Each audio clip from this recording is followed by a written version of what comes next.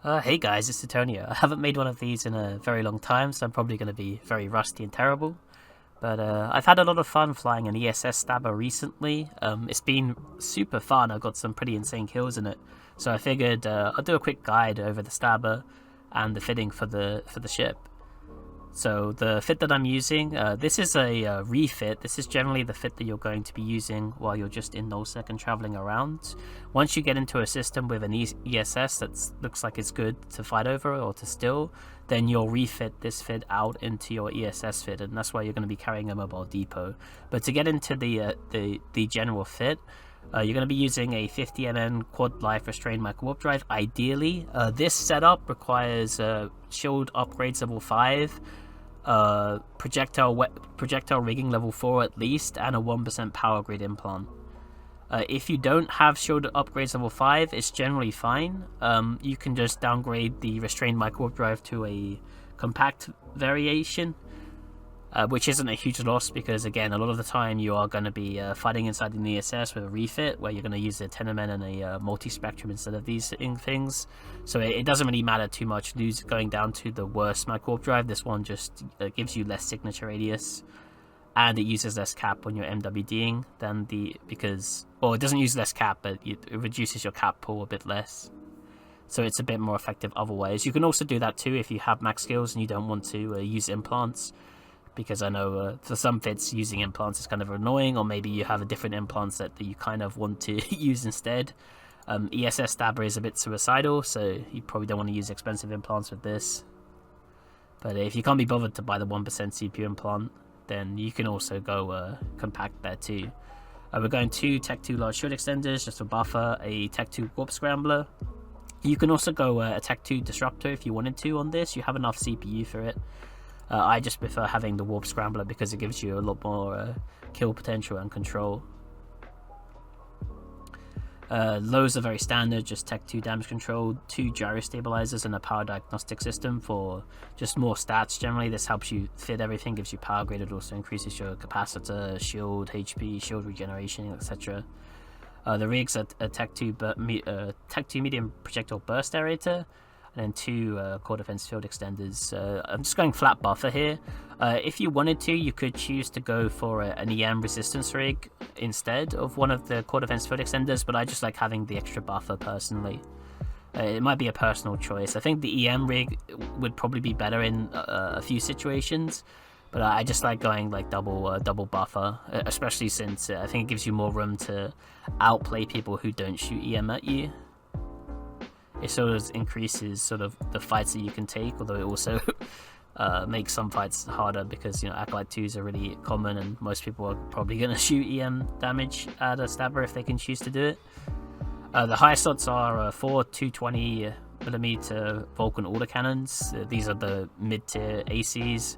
They're the best that we can fit on the Stabber without really like sacrificing too much. And then I'm also fitting 2 Tech 2 rapid light missile launchers here as well.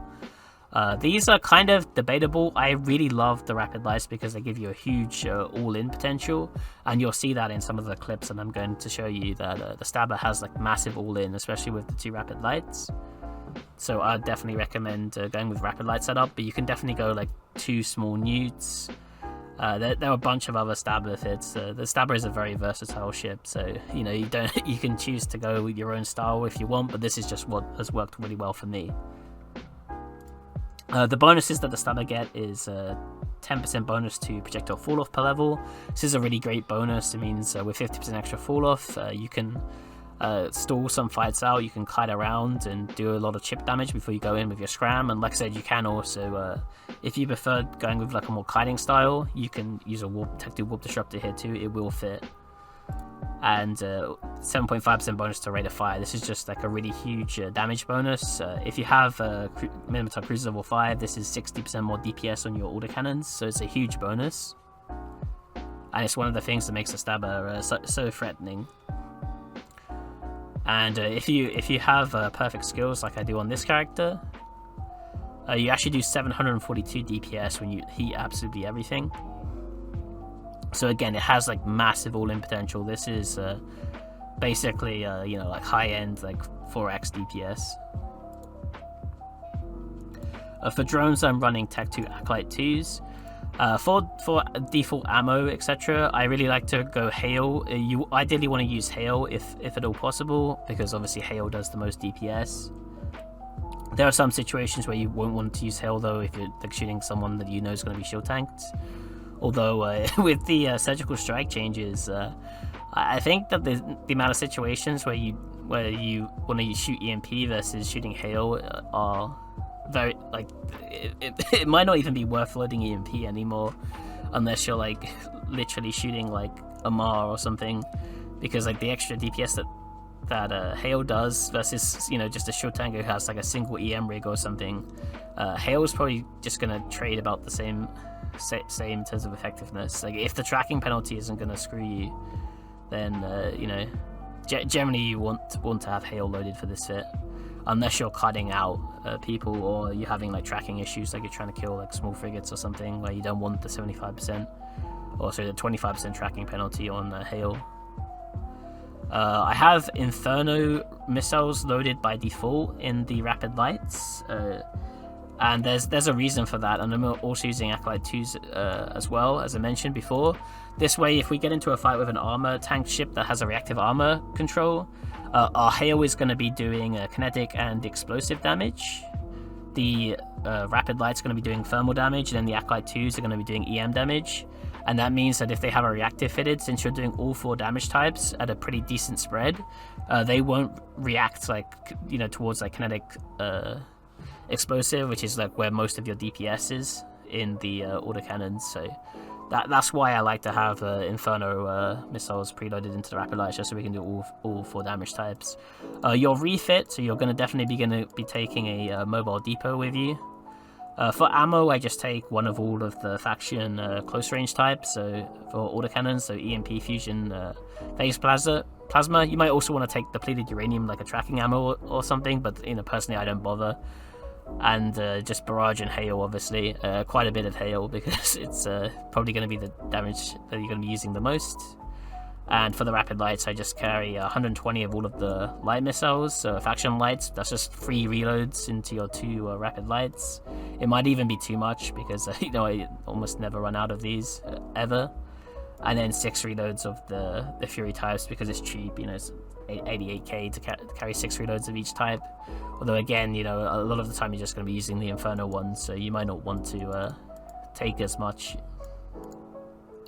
And so your refit, when you go into an ESS, you're going to drop, when you're in a system with a juicy ESS, you're going to drop your depot, and the refit's really simple.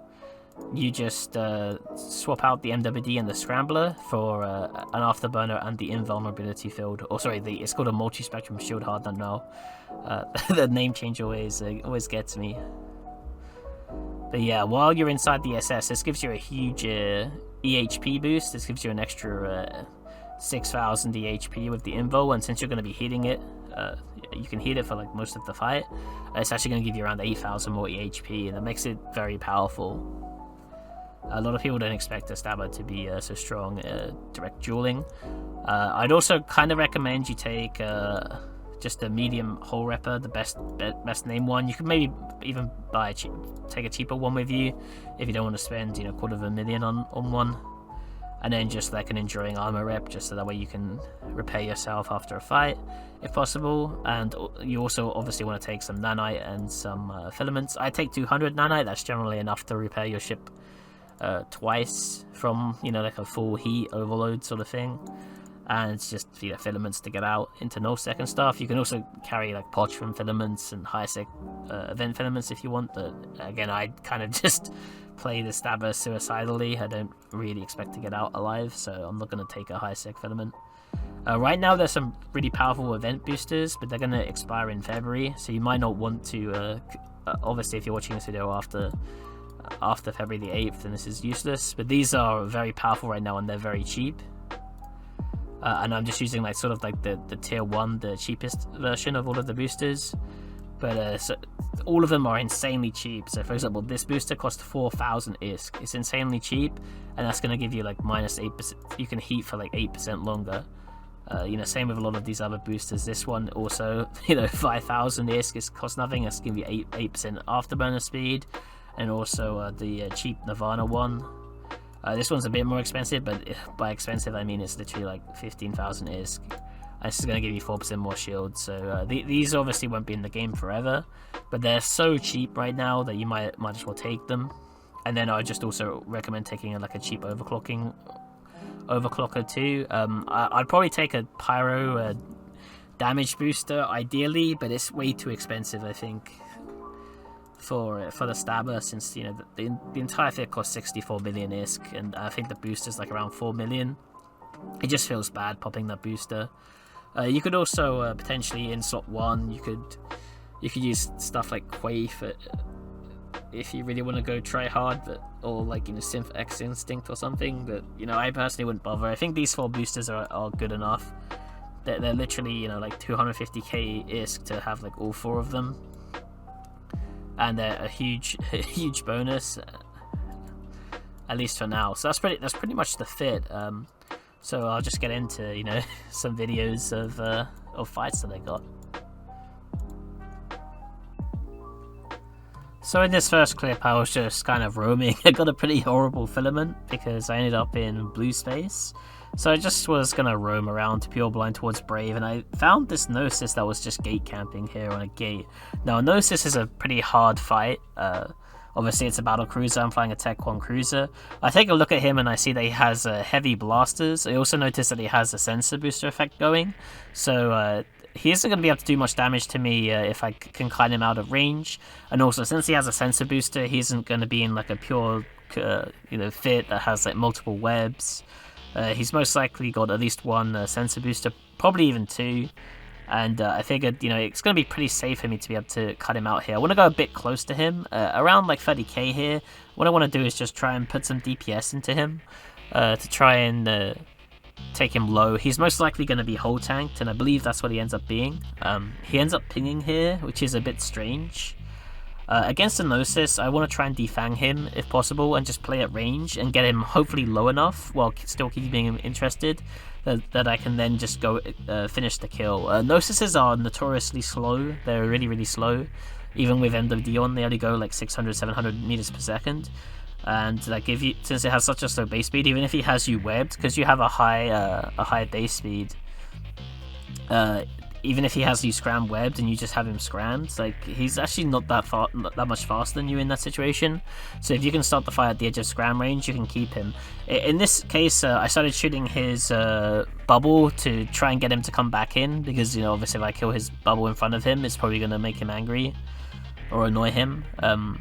I try to see what he's doing. It looks like he put his light drones onto my light drones. So right now I'm just shooting him, and I'm hopefully going to try and defang him. A lot of the Gnosis' DPS, as I mentioned, is going to come from the drones, especially if I'm cutting him at range. His drone DPS is going to be a big chunk of that. Right now I'm just kind of ignoring his drones, but they're definitely something that I should consider. Right now he already has lights on me, so they're not really that much of a threat. But taking away the mediums from a Gnosis is normally a pretty big deal. Here it looks like he's just actually focusing on defanging me. But this is pretty good for me, so he's definitely interested and wants to try and kill me. And I'm just kind of just chilling at range. We're just poking him down a bit. In this case, either he's going to continue being interested and trying to approach me. He's definitely whole tanked, like from basically this information I know 100% that he's whole tanked, even though it's kind of a possibility. And right now I just kind of want to dance on the edge of scram range here, so when we like going at a perpendicular angle, so then when we both scram each other, I should coast and just end up on the edge of scram range. It might even be a bit too early to go in on him here. I think I'm playing a little bit aggressive, but you want to make sure you find that balance between like keeping the guy interested. Like, if you kite him forever and just play at 20k and play too passively, he is probably just going to end up getting fed up and warp off. You also got to keep in mind your capacitor as well, right? My cap's pretty low, so I can't really kite him for that much longer. So I kind of want to just try and keep him at 10k as much as possible, so in that way I'm on the edge of scram range, so I can keep him, just so he can't MJD. I also want to make sure I'm really good by keep spamming my scram on him, so he can't just MWD on top of me. So that's probably the biggest threat that he is to me right now, is if he newts off my scram. I got to make sure I'm spamming that. and keeping an eye on my cap, because if he nukes off my Scram and then is able to MW on top of me, he will completely win. But yeah, here, like, even though he has a web on me, he has a web advantage because he has a web and I don't. The Gnosis' base speed is so slow that he's not that much faster than me. And you can see here that, like, he's only gaining on me at about like 30 meters per second. So it's going to take him a very long time. Like, you know, he's only going to travel 300 meters per second in 10 seconds, and in a minute he's only going to go like 1.8 kilometers. And so as long as he doesn't get closer than like 5 or 6k, where like Void or like Antimatter is really going to start doing damage to me, it's pretty fine. I actually offline my Microwarpdrive here just to improve my cap, because he is nuding my Scram off, and I need to be able to spam my Scram on him to, you know, maintain the kill and also prevent him from NWD on top of me. Pans out here, and I get the kill with, you know, a little bit of shield left over. So again, you don't always have to, even though you have a Scrambler fitted on your ship, you don't always have to go in. You kind of want to kite people out like this, keep them interested, and then go in when you're ready. Especially in a matchup like this where they're stronger. I try to loot his wreck, but I think like his buddy in an Orpheus comes in system, and there's like 2 people in this come into system, so I have to bail here.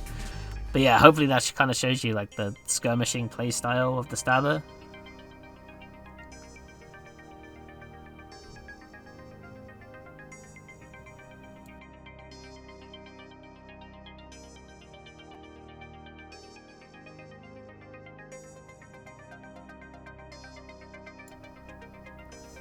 Okay, so we have a very similar thing to the other clip here. This time we got an Onyx that showed up at an Athanor where I've harassed some of the players.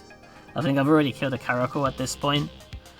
And I noticed the Onyx is actually quite low. I think he was on a gate for a while, so I think he actually just had bubble up on a gate and was hoping I would warp into his bubble.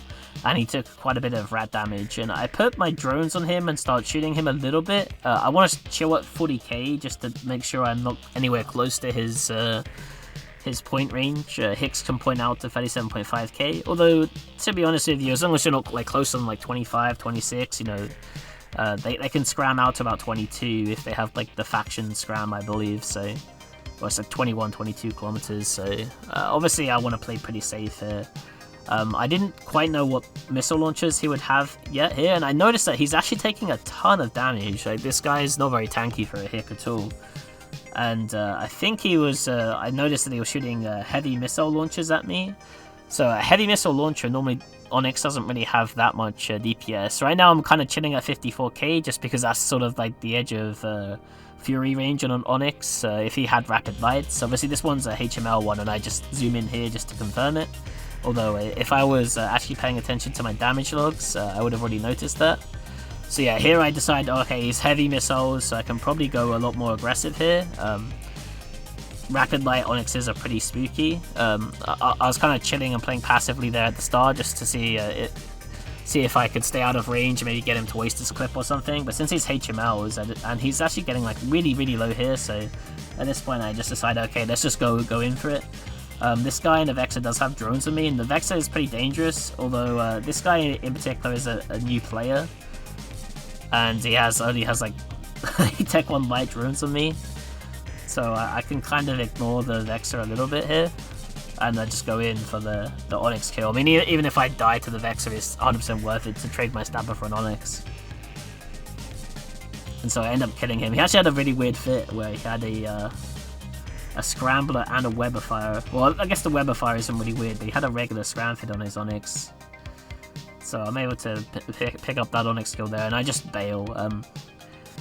I don't know if I can finish off the Vexor when I'm so low, so I decided to move away. This is a kind of a similar thing. This time we're inside the ESS with the ESS fit, so that's Afterburner Invul swapped out for the MWD and Scram. Very similar style here, so I see a Sacrilege on my D-scan, and so I start pulling range, and the reason for that is if it's a hand-brawling Sacrilege, he's definitely going to completely kick my ass. There's no way I'm going to be able to beat a hand-brawling Sacrilege. So I just pull some range, and we just, just to see what his fit is like, and also we can defang to take away some of his drone DPS. Immediately I kind of notice that this guy's putting a damp and a TP on me. So I kind of think, oh, this guy's probably in like a Fleet Doctrine flit or something. And I also see that he's hitting me with heavy missile launchers, and I just zoom in to confirm that. So this is actually a HML Sacrilege, and since he has a damp and a TP, assuming his third mid is probably like the fit that I'm most scared of would be like a battery like hand brawl Sacrilege, kind of like the one you would see in the Abyssal 1v1 arena, or like just a Abyssal Sacrilege kind of standard, like Scram web with hams. But this guy's HMLs and he has a TP and a damp. I don't know what his fourth mid is. He obviously has an afterburner, but if he has a web, then he's not going to have an injector or a cap battery, so I can probably kill him. And if he doesn't have a web, then he isn't going to be able to apply very much DPS to me, especially since he's using Fury Mjolnir missiles on me. So I decided now I can just go in close to him. It's pretty safe. He actually has a Warp Scrambler, so it doesn't have a web and doesn't have a battery. So I know I'm going to be able to kill this guy over time. What I'm doing here, I decided to keep at range 5k so I can track, although that's actually the wrong call. What I should be doing, and I think I correct this in a bit, is you want to try and keep your speed up against someone who's using HMLs on you. You don't want to use keep at range. So by letting my speed go down to 0 ms, you see I correct it now. You want to kind of orbit at a range where you can track. And the reason why you want to orbit is obviously so you keep your speed up. So now I'm going 740 ms. You'll see the difference. I'm taking almost no damage from him now. I'm kind of just stabilizing and tanking him on passive regen. I swapped out of Hail for this fight, obviously, because Sacrileges have explosive kinetic resistances. Even though he might have a reactive, I think you just want to hit him with Phase Plasma. Phase Plasma does thermal and kinetic damage, and then the Acolyte IIs, so you're still doing 3 different damage types, so it still somewhat plays around the reactive armor hardeners. Hey, I see him getting low. He's still pretty close to the edge of the bubble though. Obviously going closer range means you're going to be doing more DPS with autocannons. But I was a little worried about him getting out of the range of the ESS where he could warp off. But yeah, we take down a Sacrilege and a Stabbo, which is a pretty awesome kill. And I guess that kind of shows you you don't have to always commit. It's perfectly fine to kind of chill at range and just see what your opponent has, especially if they're in a stronger ship than you. And if you start winning because they bring in an unexpected fit, or you can chip them down, then you can go in for the kill. The next few clips after this are gonna be kind of the complete opposite.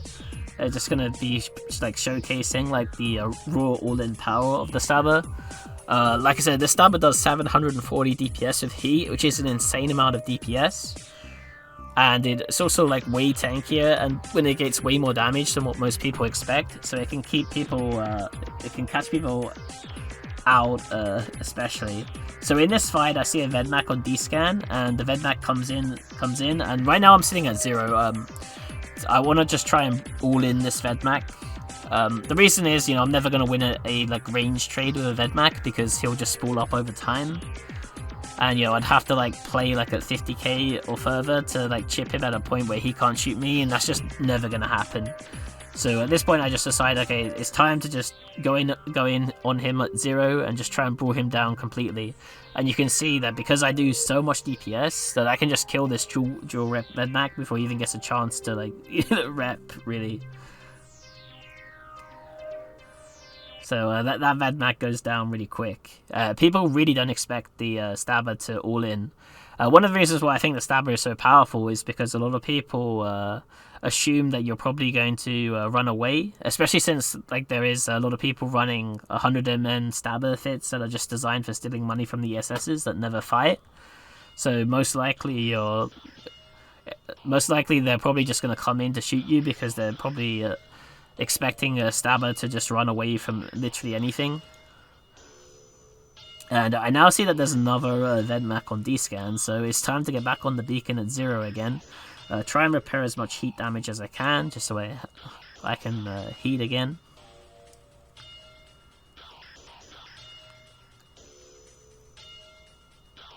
And, similar thing, you could run away from a Vedmak. I think if a Vedmak played super perfectly, you probably wouldn't be able to kill them. But the Vedmak lands here, so I have to like cancel all of my repair really quickly. I really wish there was a hotkey for cancelling repair on everything, or just, you know, for individual modules. But same story here, we're just gonna all in this Vedmak at 0, and hopefully we can win the trade, just because we do 740 DPS, and we can hopefully just burst through him before he gets a chance to really ramp up on his trig gun. We definitely out-trade them at close range, just a matter of if we can kill them in like, you know, 30-40 seconds before they start really doing damage to us. And in this case, I'm able to kill him again really quick, and he actually only got one of his ancillary medium rep cycles off because he was really slow with activating it. If people aren't expecting you to fight them, you can definitely do like a ton of damage with the stabber. If they don't preheat their reps and have their like medium answer like ready to go, you can definitely just pick up some pretty sick kills like this.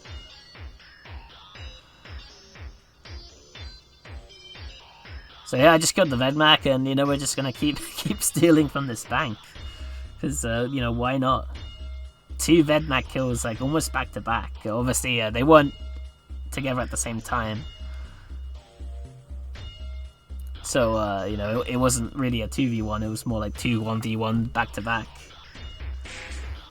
But these guys didn't have like super optimal fits. Like the second guy I killed was 100 MN. I now see a Tengu on D-scan. And so, same story here, really. Like, you know, I'm not going to be able to chip down a Tengu, most likely. It depends on how it's fit. If it's a ham fit, maybe you could. If it's HMLs, then it's probably always going to be able to do DPS to you. In this case, I just decided, you know, I just killed 2 Vedmaks. Let's just go for the Tengu kill, right? I think I probably should have double-clicked here instead of using keep at range to be able to stay on him.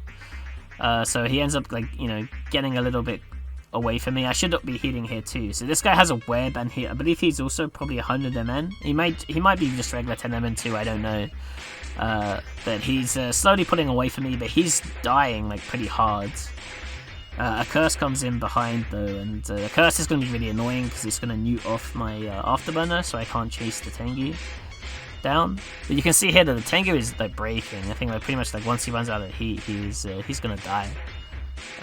Unfortunately, he's now like 18, 19, 20 kilometers away, so now my damage is in fall off and my rapid light is on reload. And now the curse is newting off my afterburner, so I can't really keep up with the Tengu so much.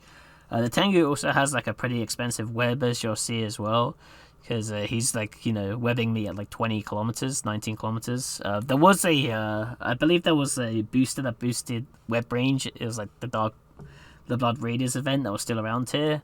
So he might have just had a regular faction web, and it was just using like, you know, like heating it with the booster that gives you like the extended web range. That's probably what was happening here, but he might also have an expensive abyssal web, I don't know. But either way, you can see, like, you know, I was pretty close at killing this Tengu.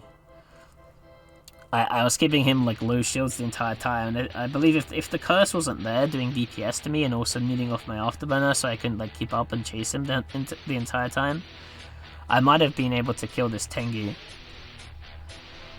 I think if I played a bit better at the start too, where I didn't use keep at range because I lost quite a bit of speed doing that, and I just double clicked past him or something, I would have probably stayed on him a little bit longer. See, this Tengu is like always on the verge of breaking here. It's a real shame that the curse needed off my afterburner, because this is a fight that might have gone from 2 Vedmaks to also killing a Tengu. But oh well, I mean, can't really get too mad about that, right?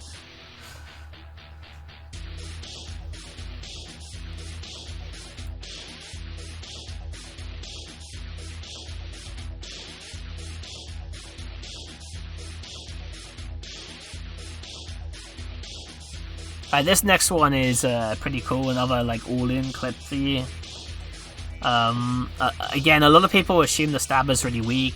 Like I mentioned in the previous clip, a lot of people expect stabbers to like instantly run away from whatever you bring inside the ESS, because a lot of people run 100 stabbers with like 4 speed mods that just run away from everything. In this case, this guy brings a Loki into the ESS. Loki's obviously going to be a hard fight again against a Loki. Almost never going to be able to out-trade it at range, just because of the long web. So our only real chance of killing a Loki is to all in at 0 and hope that he has like a weird fit. In this case, this Loki has a Warp Disruptor, and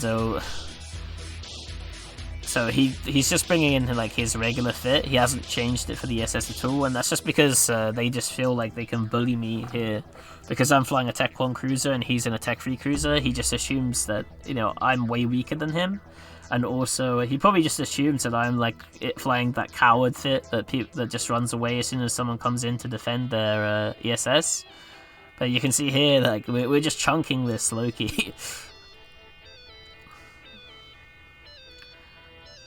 740 DPS is, you know, no laughing matter, and, you know, once he runs out of charges on his ancillaries here, he's just gonna die.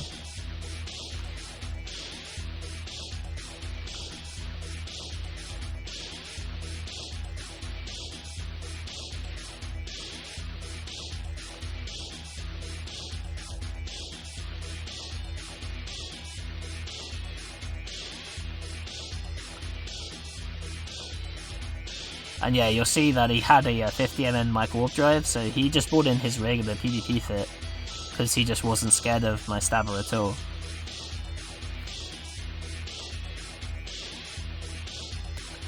Oh, in this next one, we have a Cynabal, 2 Cynabals actually that were coming in. There was one Cynabal for a long time, but it's in Delve, so of course it's going to be 2 Cynabals. But I saw one of them was artillery earlier. This wasn't the artillery one, unfortunately. But I just assumed that Cynabals, they tend to be kind of weird fit a lot of the time. A lot of people fit nanos on them. This guy has an afterburner and a web, so he actually has a speed advantage over me. But I heat my AB just to try and stay on top of him the entire time, if possible. I don't think he actually activates his afterburner here, or he's just. What he really should be doing is, because he has his friends coming in with the artillery Cynabal, what he should be doing is just trying to kite me away. But instead, he ends up like kind of brawling me down. He has ACs too, and he's in a Cynabal, I am in a stabber, so I guess he probably just assumed that he could just win at 0 because he's flying a much more expensive and better ship than me. But he's flying more of like a nano style, so he just ends up dying. And so even though this is a 2v1, or I guess it's more like a 1.5 5 versus 1, because his buddy wasn't really in the fight until we were both kind of low. Here I decided to try and run away from this Cynabal. I don't know, maybe I could have like orbited him at 500 because I know he was in an artillery style, but I'd have to defang all of his drones, and he has hobgoblins, so Cynabal has 50 M3 drones, so I assume he's got another flight with him as well. So I don't know, I was trying to see maybe if I could escape from him, but yeah, that was a 10mm Cynabal with Scram and Web, so he could have potentially kited me. Especially since he had the nano as well, so he should have been quite a bit faster than me. So he should have been able to just pull range and then just, you know, win the 2v1. But he brawled me down because he just assumed my stabber was way weaker.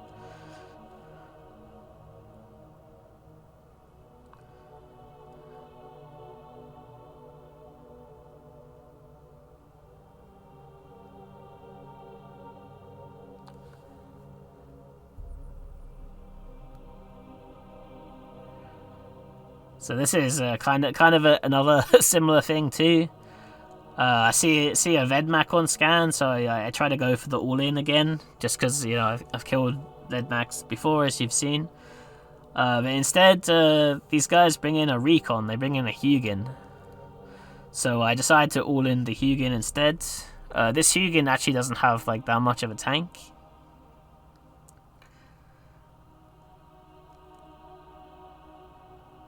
The Vedmak comes in now, and also a Curse will come in pretty shortly too.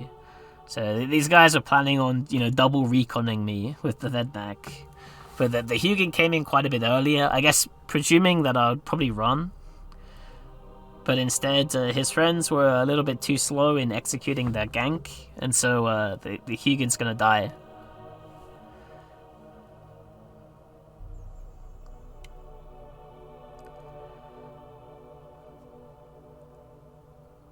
I don't really have enough time to kill the Curse and the Vedmak at this point, so Curse or the Vedmak, especially the Curse because it has explosive kinetic resistances, and the Vedmak's already spawning on me, so I decide to pod the Huginn just in case he has any expensive implants.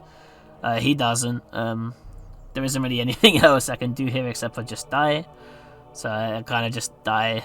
I just shoot the Vedmak. You can see the Vedmak actually gets chunked pretty hard, so... But, you know, trading a stabber for a Huginn with a faction afterburner that didn't drop, it was definitely like a really good trade.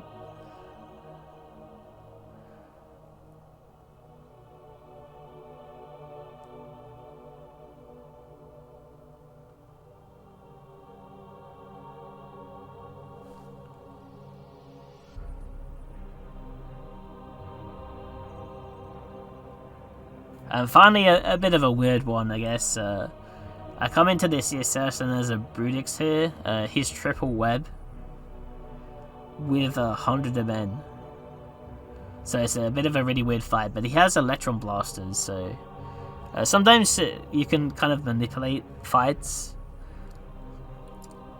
So I'm never going to be able to get away from this guy because he's in like a really weird fit. I mean, you know, going into a Brutix where a Brutix is already pre-set up is a pretty bad idea generally.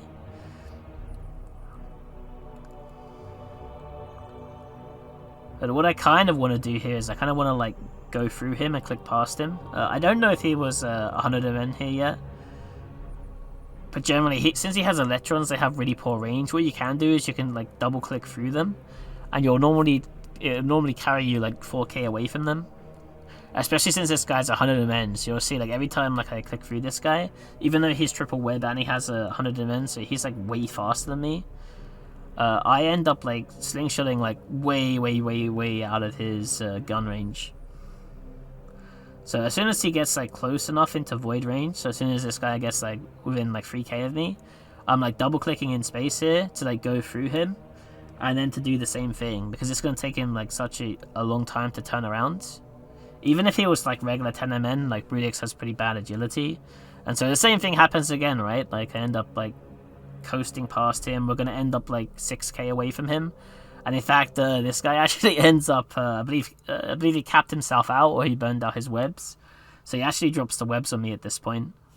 So now the fight's 100% over, but we could realistically like keep doing that for quite a while, and even if he didn't burn his webs out or cap himself out, we would have still been able to get the kill here, because he just wasn't doing enough damage to me. Against a Brutix with electrons, you know, and like dual web 10 MN or something, like, yeah, they'll probably still die, but I guess this is just kind of interesting.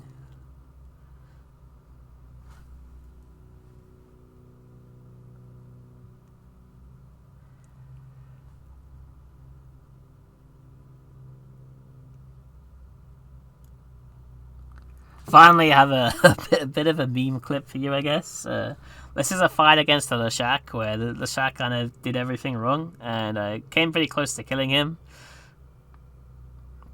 Yeah, you know, this was like kind of at the end of a stream, so I was, you know, I'd never fight a Leshak normally, obviously. It should just completely destroy me. So this guy has a grappler. I decided to try to all in him at the start, but he's like slowly tanking me. I believe he probably has a reactive, and once my rapid lights go on reload, I decide that I actually might have a chance of killing him. So this guy had a grappler, and for some reason, you can see here that he's just approaching me. He's not trying to double click in space or do anything at all. That's why his ship is kind of like just spinning around me, and it isn't actually until this point where he starts actually double clicking in a line. But his grappler just doesn't exist anymore for some reason. He never puts his grappler back on me. I think he might have burnt out his grappler. I don't know why he was heating it. I guess maybe he thought I was gonna run or something, and he wanted to try and keep me in like the 4K, like 85% web range. But now he doesn't have his grappler, even though he's decided to play properly now and, you know, like double click in space. He can't actually track me anymore. So now I'm just kind of just orbiting him, you know, maybe defanging him occasionally just so I can keep healthy. I know he's not going to be able to hit me, and I'm kind of just hoping here that I can just slowly wear this guy down, and, you know, he's really low here. And eventually maybe I can kill a Leshak and a Stabber. That would be a pretty insane kill. Unfortunately, he ends up getting help from a Caracal here. And he also ends up on like kind of the edge of the ESS. He also has me Scram too, which is kind of unfortunate because it means that I can't leave here. Once the Caracal gets in DPS range, I decide to just try and maybe get out. But the Leshak instantly like one-shots me because he's like max spooled on me, and as soon as I'm not orbiting him anymore, he gets like a perfect hit on me, obviously. But kind of funny that that a Stabber came like so close to killing a Leshak, and you know, if the Caracal wasn't there, maybe I would have got him. Anyway, I hope you enjoyed this video, and hope you have fun with the Stabber.